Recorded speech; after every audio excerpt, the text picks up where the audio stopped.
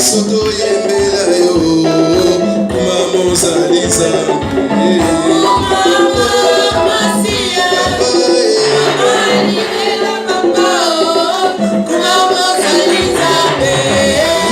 kumama molongi yawe bisoto yembela yo kumama ozaliza mbeo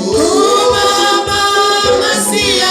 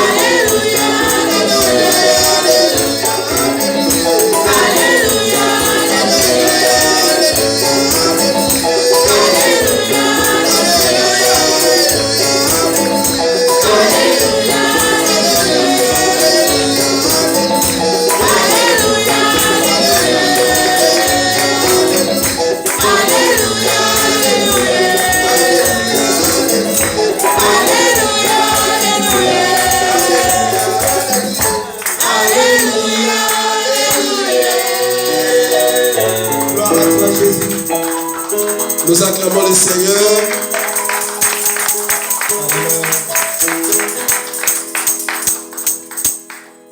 Que Dieu soit loué. Nous allons prendre nos Bibles.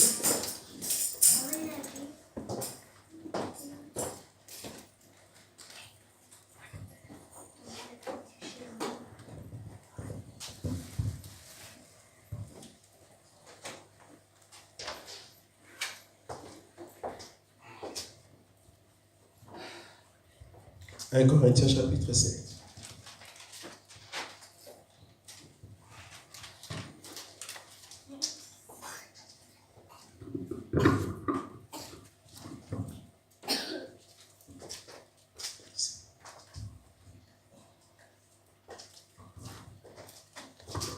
Un Corinthiens chapitre 7.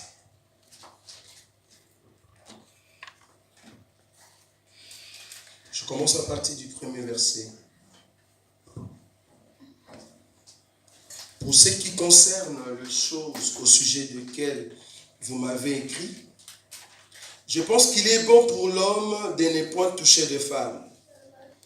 Toutefois, pour éviter la débauche, que chacun ait sa femme et que chaque femme ait son mari.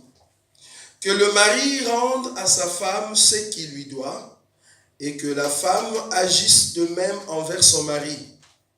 Ce n'est pas la femme qui dispose de son corps, c'est son mari. De même, ce n'est pas le mari qui dispose de son corps, c'est la femme, c'est sa femme, pardon. Ne vous privez point l'un de l'autre si ce n'est d'un commun accord pour un temps afin de vaquer à la prière, puis retournez ensemble de peur que Satan ne vous tente en raison de votre manque de maîtrise. Je dis cela par condescendance, je n'en fais pas un ordre. 7. Je voudrais que tous les hommes soient comme moi, mais chacun tient des dieux un don particulier, l'un d'une manière, l'autre d'une autre. À ceux qui ne sont pas mariés et aux veuves, je dis qu'il est bon de rester comme moi. Mais s'ils manquent de maîtrise, de même, qu'ils se marient, car il vaut mieux se marier que de brûler. À ceux qui sont mariés, j'ordonne, non pas moi, mais le Seigneur, que la femme ne se sépare point de son mari. Si elle est séparée, qu'elle demeure sans se marier ou qu'elle se réconcilie avec son mari et que le mari ne repudie point sa femme. Aux autres, ce n'est pas le Seigneur, c'est moi qui le dis. Si un frère a une femme non croyante et qu'elle consente à habiter avec lui, qu'il ne la repudie point. Et si une femme a un mari non croyant et qu'il consente à habiter avec elle, qu'elle ne repudie point son mari, car le mari non croyant est sanctifié par la femme et la femme non croyante est sanctifiée par le mari. Autrement, vos enfants seraient impurs, tandis que maintenant, ils sont saints. Si le non-croyant se sépare, ça va? Si les non-croyants se séparent, qui se sépare, le frère ou la sœur, ne sont pas liés dans ces cas-là. Dieu nous a appelés à vivre en paix. Car sais-tu, femme, si tu sauveras ton mari, ou que sais-tu, mari, si tu sauveras ta femme. Parole du Seigneur. Amen. Amen. Amen. Voilà, nous allons continuer notre enseignement sur le mariage. Nous avons dit que cet enseignement nous aide beaucoup à comprendre le mouvement et à saisir la pensée de Dieu en ce qui concerne le mariage. Nous avons dit qu'en ce qui concerne le mariage, nous avons, n'est-ce pas,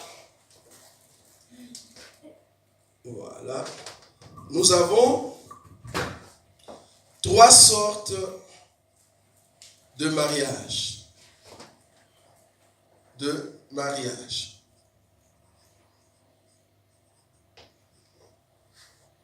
Alors, le premier, c'est mariage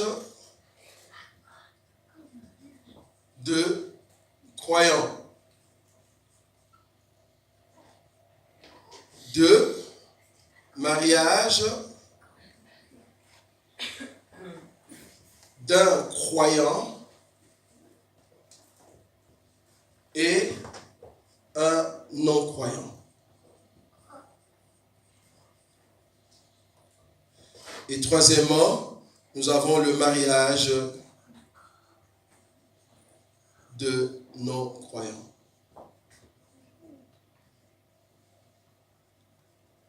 Voilà. Ce sont les 3 mariages qui existent dans le monde. Dans le monde entier, partout, quand nous parlons de mariage, voilà, il y a ces 3 mariages. Nous avons le mariage des croyants, nous avons le mariage d'un croyant et un non-croyant, et le mariage de non-croyants. Nous avons dit que les 2 premiers mariages, c'est ça qui nous concerne, mais le dernier mariage, ça ne nous concerne pas. Parce que par rapport à la parole de Dieu, la Bible nous interdit de juger ceux du dehors. Nous ne pouvons pas juger ceux du dehors, mais nous jugeons ceux du dedans. Quand nous disons dedans, c'est-à-dire ceux qui portent le nom du Père, ceux qui portent le nom de Jésus, ce sont ceux-là que nous sommes en train de juger par rapport à la parole de Dieu. Donc, le dernier mariage, nous ne pouvons pas en parler ici. Mais cependant, les 2 premiers, la fois passée, quand nous avons commencé cet enseignement sur le mariage, nous avons dit que au début de chaque mariage, vous allez remarquer que il faut d'abord faire un choix, parce que nous avons pris le premier mariage, comme ça. Donc, les 2 ici, je les fasse, parce que nous sommes maintenant au premier. Nous avons dit que, en ce qui concerne le premier mariage, c'est-à-dire le mariage des croyants, quand nous disons le mariage des croyants, c'est-à-dire les 2, ils se sont rencontrés dans l'enseignement. Quand nous disons enseignement, nous ne disons pas église. Il y a une différence de se rencontrer à l'église et de se rencontrer dans l'enseignement. Il y a d'autres personnes, tu peux le rencontrer dans l'église, mais cependant, ce n'est pas un croyant. Pourquoi? Parce qu'il a juste l'habitude, parce que ses parents étaient de croyants. Il allait à l'église et, comme d'habitude, chaque dimanche, il faut aller à l'église. Alors cette personne a déjà l'habitude d'aller à l'église. Alors la personne viendra. Mais tout ce qui est la parole de Dieu, il ne met pas en pratique. Mais il a cette habitude. À chaque dimanche, on a été élevé d'aller à l'église. Et puis voilà, la personne, chaque dimanche, va à l'église. Et nous disons que cette personne, cela ne veut pas dire le fait d'aller chaque dimanche à l'église que vous êtes un croyant. Non. Quand nous disons que le mariage des croyants, l'élément moteur qui fait que vous soyez en 2, c'est l'enseignement. Nous avons dit la fois passée que l'homme va, n'est-ce pas, vérifier dans la vie de la sœur si la sœur a l'enseignement. La sœur va vérifier dans la vie du frère si le frère a l'enseignement. S'il n'y a pas l'enseignement, mais n'y allez pas. Il ne faut pas épouser une personne parce que la personne est belle. Nous avons dit non. La beauté, ce n'est pas le premier élément qui vous attire vers une personne. Le premier élément, c'est de vérifier si la personne a l'enseignement. C'est ça le premier choix. Or, toi-même, étant homme qui veut aller chercher une femme, il faut te poser la question si réellement tu as l'enseignement. Si tu n'as pas l'enseignement, comment tu vas vivre avec une sœur en Christ? Parce que toi-même, tu n'as pas l'enseignement. Tu dois d'abord avoir l'enseignement et c'est comme ça que tu vas éduquer en fait la sœur par rapport à l'enseignement. Donc, le premier critère pour ces mariages de croyants, c'est d'abord l'enseignement. Et quand nous disons l'enseignement, il faut contrôler quel enseignement que l'autre a. Nous étions très catégoriques la fois passée pour dire que quand nous parlons de l'enseignement, c'est prendre cette Bible, avaler et mettre en pratique les choses qui sont ici. Quand la Bible dit par exemple que tu ne vas pas t'agenouiller devant des statues, quand la Bible te dit que tu ne peux pas adorer, n'est-ce pas, un homme ou une femme ou une image, nous avons compris qu'en ce qui concerne même la statue de ceux qui prient avec des chapelets, nous disons non. Pourquoi? Parce que ce n'est pas juste. Ce sont des choses que nous ne pouvons pas mettre en place. Parce que nous nous sommes dit que ceux qui pratiquent ces choses, c'est contre la parole. Donc je ne peux pas épouser une personne qui prie des statues. C'est-à-dire à la maison, vous avez, je ne sais pas comment on l'appelle, chapelle. Hein? On appelle ça chapelle, voilà. Ils ont leur statue et il y a la présence de, soi-disant, leur maman qu'il faut respecter. Et puis là, ils vont s'agenouiller et faire des prières. Nous avons dit non, c'est pas juste. Nous avons dit, si vous trouvez une personne qui se dit chrétienne, mais en réalité la personne adore un homme, comme à l'église kimbanguiste, nous disons non. Pourquoi? Parce qu'à l'église kimbanguiste, le prêtre ou leur pasteur qui est assis devant, il faut enlever vos chaussures. La personne elle-même est assise avec ses chaussures, habillée en vert, soi-disant c'est la couleur de l'espoir, et que la couleur blanche c'est la couleur de la pureté, mais elle lui-même ne va pas enlever ses chaussures, mais toi, tu enlèves tes chaussures parce que c'est un lieu saint, là où se trouve la personne. Parce que la personne est considérée comme étant un Dieu. Et j'étais étonné, en tout cas, excusez-moi, étonné de voir qu'à Anvers, ils ont célébré la date de Noël de leur papa, soi-disant leur Jésus. J'étais étonné. Et ça vient juste de passer, c'était au mois de mai. Voilà, leur Jésus est né au mois de mai. C'est un Jésus noir qui est au Congo. Il mange le pondomadé sous les chicoins, un Jésus. C'est grave, je vous dis. Et ils étaient là, ils ont mis leur robe blanche, le truc vert, et ils célèbrent la naissance de leur Jésus. C'est grave. Alors quand nous voyons des gens comme ça, je ne dis pas que c'est un chrétien. Non. Parce qu'après l'enlèvement de notre Seigneur Jésus, le Pierre n'a point, au fait, adoré un homme. En aucun jour, je peux adorer un homme. Tu ne peux pas adorer ni ton mari, ni ta femme.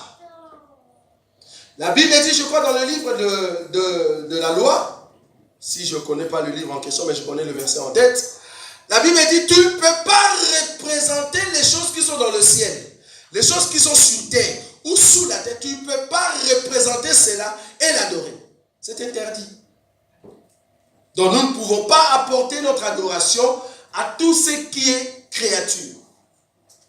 Nous devons adorer celui qui est le créateur. Est-ce que vous voyez ça? Amen. Donc le mariage de croyant, il faut vérifier l'enseignement de cet homme ou de cette femme. Sinon, ils vont vous dire, non, je prie dans... Excusez-moi, moi ici je cite des noms. Nous prions dans l'église de CFMC. En fait, moi, ma femme, c'est une femme forte et elle aime beaucoup la prière. Elle prie où? CFMC. C'est-à-dire, s'il faut jeûner, mais la maman qui est déjà partie, elle est déjà morte, qui est déjà partie. Cette maman était puissante, mais elle ne gêne pas, parce qu'elle a déjà jeûné. C'est grave. Donc il faut jeûner. Et puis l'enseignement, c'est quoi? C'est que bien que nous sommes mariés, nous sommes chrétiens, croyants, mais nous avons encore des liens. C'est-à-dire, bien que nous sommes mariés en Christ Jésus en plus. En Christ Jésus, mais nous avons encore des liens. En d'autres termes, si Jésus vient maintenant, nous n'allons pas entrer. Je ne sais pas si vous voyez ça. Parce que c'est lui qui a encore des liens familiaux.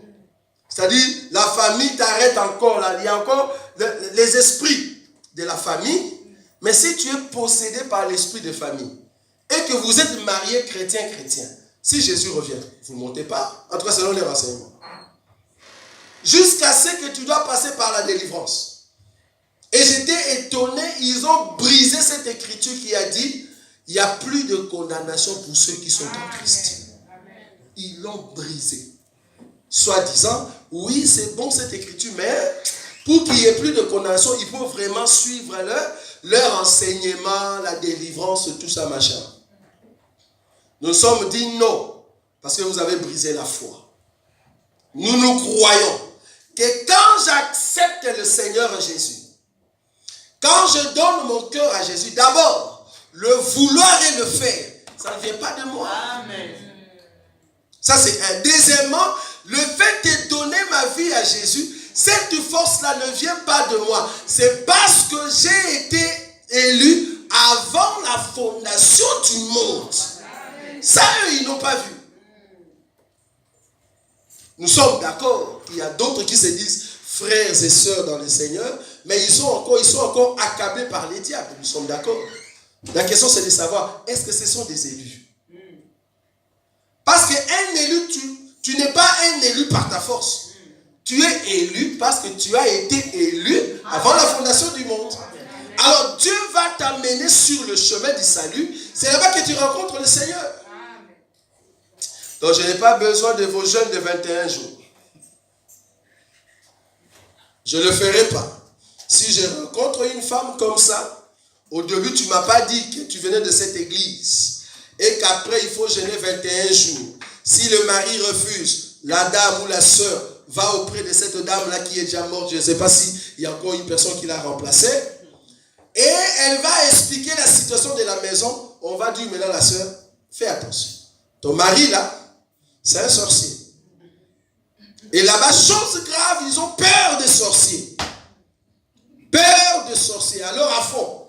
Même quand ils disent au nom de Jésus, en réalité, essaie seulement de crier devant eux. Tu vas voir qu'ils ont peur. Ils ont peur des sorciers. Jusqu'à envoyer le feu sur les cafards. Très grave. Le feu sur le fleur. Je ne sais pas si vous avez déjà vu cette église. J'avais mes soeurs qui priaient là-bas. Un jour, on était à la maison. Il y a un moment, je n'avais pas encore cette puissance de l'évangile. Ils ont dit, mais écoute, maintenant, nous allons invoquer le sang de Jésus, que nous puissions le perfuser dans le corps. Perfuser le sang de Jésus. Soi-disant dans la foi. J'ai compris que c'était le sang du diable. Parce que ce n'est pas le sang de Jésus. Personne ne peut perfuser le sang de Jésus alors que tu l'as. Comment tu peux perfuser quelque chose que tu l'as déjà? On perfuse à celui qui n'a pas. Tu te dis chrétien, mais comment tu n'as pas le sang? C'est comme si tu me disais que je suis homme, mais je n'ai pas le sang. Mais comment tu marches? Le sang est en nous. Nous ne pouvons pas invoquer le sang. Parce que le sang habite en nous. Je ne peux pas appeler quelque chose que je possède déjà. Nous possédons le sang. Quand les diables nous voient, les sorciers nous voient, ils nous voient directement le sang. Et c'est ça qui fait peur au diable. Maintenant, il va t'enlever cette force. Cet enseignement, il te dit, non, tu n'as pas le sang. Il faut l'invoquer. C'est faux. Tu l'as. Parce que tu es un enfant de Dieu. Tout enfant de Dieu est scellé par le sang. C'est pas notre enseignement. Amen. Mariage des croyants, c'est-à-dire, tu dois d'abord avoir l'enseignement, l'homme, et après tu vas chercher maintenant la femme, la sœur. Nous avons dit la fois passée que le critère primaire ou primordial, c'est pas la beauté. Il y a beaucoup qui sont tombés, ils ont raté leur mariage parce qu'ils cherchaient la beauté. Il ne faut jamais mettre en avant la beauté comme étant critère primaire. Tu vas échouer. Premièrement, si tu es un enfant de Dieu, parce que nous sommes dans un mariage de croyants, mets en premier la parole, c'est-à-dire l'enseignement. Regarde si la personne craint Dieu. Si cet élément est OK, maintenant en deuxième lieu, là c'est facultatif. Chacun de nous a maintenant le deuxième, ce que nous appelons le deuxième choix, ou le deuxième critère. Il y a d'autres qui vont dire, OK, j'ai vu que la personne a l'enseignement, mais est-ce que la personne est belle? Ça dépend de tout un chacun de nous. Je ne te dis pas il faut faire ça en deuxième lieu. Parce que chacun de nous fait maintenant ce qu'il trouve bon. Il y a d'autres qui se disent, OK, moi en tout cas après la parole de Dieu, la deuxième chose ou deuxième critère, je regarde si la personne a étudié. Si la personne a étudié. Parce que l'école, c'est très important. Tu peux te dire, OK, moi en tout cas, ce n'est pas le cas. Moi, deuxième critère, je vais d'abord savoir si on vient de la même région. Ça, c'est toi. Il y a d'autres qui se disent, OK, après ces critères, moi, je préfère encore un blanc. C'est comme tu veux. Mais premier critère doit être respecté. Deuxième critère, c'est vous qui voyez. Mais cependant, soyez rassurés que la personne a l'enseignement et c'est ça qui est primordial. Donc, avant les mariages, nous faisons des critères. Premier critère, la parole de Dieu. Deuxième, comme tu veux. Et après cela, il faut maintenant t'approcher de la sœur. Dire, au fait, j'étais observé depuis un temps et je veux t'épouser. La Bible dit, dès que tu prononces la parole qui sort de ta bouche, que tu vas épouser la sœur, tu n'as plus le droit d'aller chercher d'autres sœurs. Ça, vous avez vu ça déjà dans les Écritures? On va voir ça. La fois passée, on avait donné cette écriture, je ne sais pas si Israël est là. Il va nous aider quand même. Parce que Kachama vient un peu en retard là. Il n'est pas vraiment avec nous. Les temps qui entrent dans le bain. Voilà, donc je crois, c'est là où on parle de vœux, qu'on a lu la fois passée. Je veux trouver rapidement. Alors, ça doit être dans le livre de l'Écriture dit, si un homme fait un vœu, Nombre 30, hein? Merci beaucoup. Nombre chapitre 30.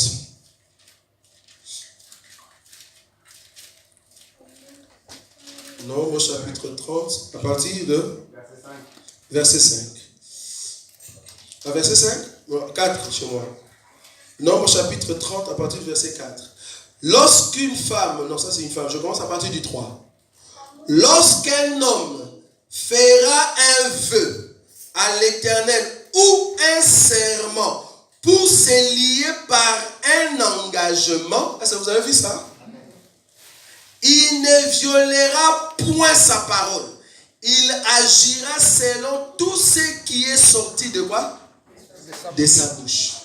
Ça, c'est la loi. On nous a posé la question la fois passée sur la loi parce que c'était des bien-aimés qui sont venus d'Allemagne. Il y a d'autres qui disent, mais nous ne sommes plus au temps de la loi, pourquoi vous remettez la loi?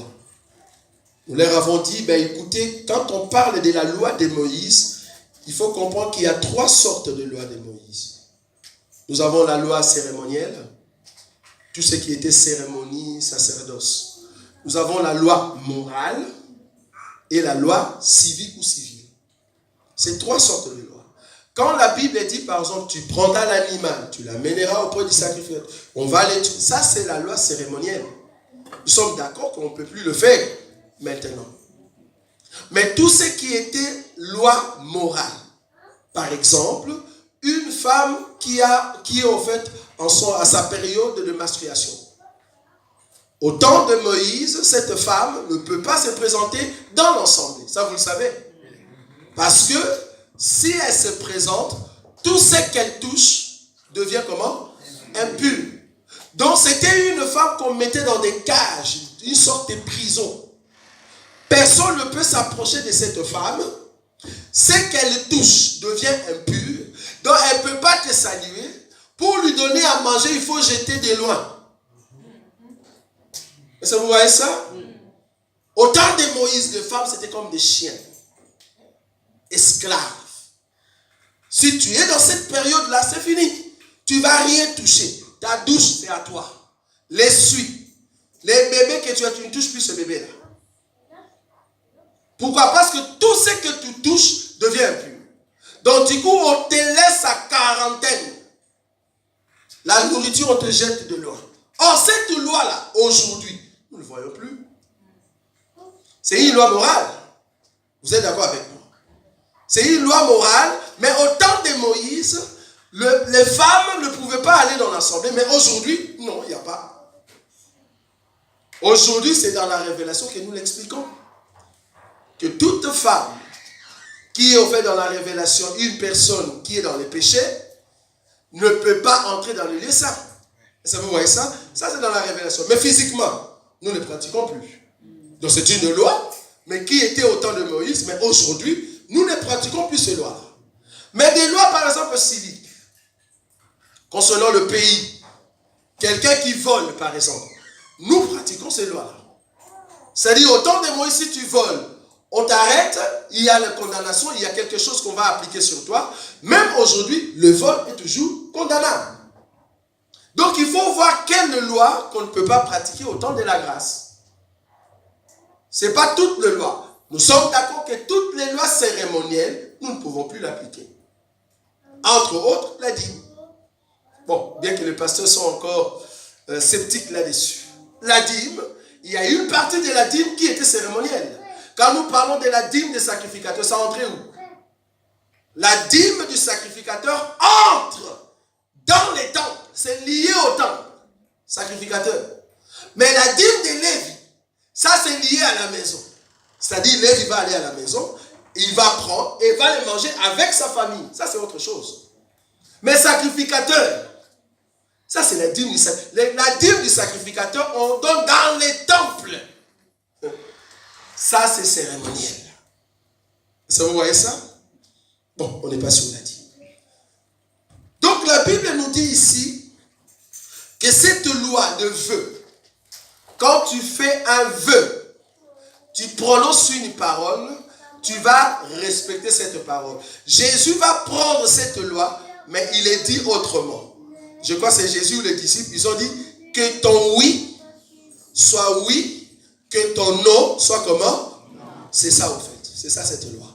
C'est-à-dire quand tu prononces une parole, tu veux prendre la sœur au mariage, tu promets à la sœur que je veux t'épouser, tu dois respecter cette parole.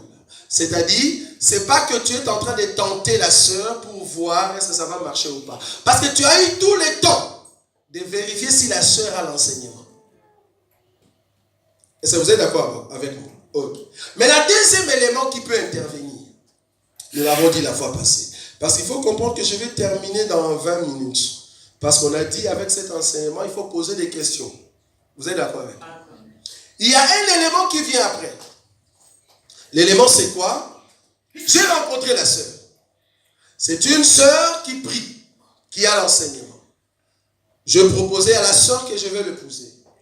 Mais pendant notre temps de fiançailles, j'ai remarqué que la sœur n'aimait pas au monde. C'est-à-dire la sœur est stérile.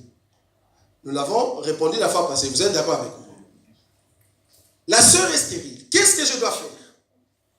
J'ai dit que c'est un contrat. C'est à toi de voir si tu veux signer ces contrats par rapport à la foi que tu as. Si la foi que tu as te dit d'épouser